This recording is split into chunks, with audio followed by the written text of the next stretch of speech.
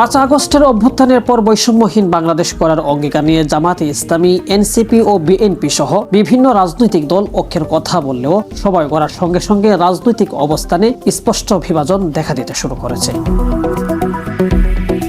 আসন্ন জাতীয় সংসদ নির্বাচনকে সামনে রেখে প্রথম দিকে এনসিপি ও বিএনপির মধ্যে সম্ভাব্য জোট গঠনের গুঞ্জন শোনা গেলেও তফসিল ঘোষণার পর সেই সিদ্ধান্ত থেকে সরে এসে এনসিপি।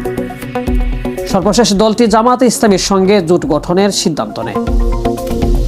এনসিপির এই সিদ্ধান্তের পক্ষে দলটির নেতা আখতার হোসেন বলেন, রাষ্ট্র সংস্কার ও নতুন রাষ্ট্রীয় কাঠামো গঠনের প্রশ্নে জামাতের সঙ্গে এনসিপির মতাদর্শিক সামঞ্জস্য রয়েছে। সেই বিবেচনায় জোটের সিদ্ধান্ত নেওয়া হয়েছে।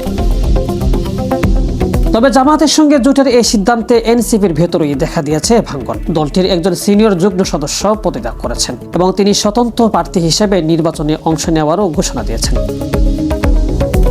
এরই ধারাবাহিকতায় 28 ডিসেম্বর এনসিপির সিনিয়র যুগ্ম আহ্বায়ক সামান্তা শারমিন নিজের ফেসবুক পেজে জামাতের সঙ্গে জোট প্রসঙ্গে প্রকাশ্য সমালোচনা করেন। তিনি তার পোস্টে বলেন, বাংলাদেশ জামাতে ইসলামী নির্ভরযোগ্য রাজনৈতিক মিত্র নয়। জামাতের রাজনৈতিক অবস্থান বা দর্শনের সঙ্গে কোনো ধরনের সহযোগিতা বা সমঝোতায় গেলে এনসিপিকে কঠিন মূল্য দিতে হবে। তিনি আরো উল্লেখ করেন, জামাতের সঙ্গে জোটের সমালোচনা মানে বিএনপির পক্ষে অবস্থান নেওয়া এমন নয়, বরং বিভিন্ন ইস্যুতে এনসিপির যে অবস্থান এতদিন ধরে জনপরিসরে প্রশংসিত হয়েছে তিনি সেটিকেই সঠিক মনে করেন এবং নিজেকে সেই আদর্শের একজন সৈনিক হিসাবে দেখেন।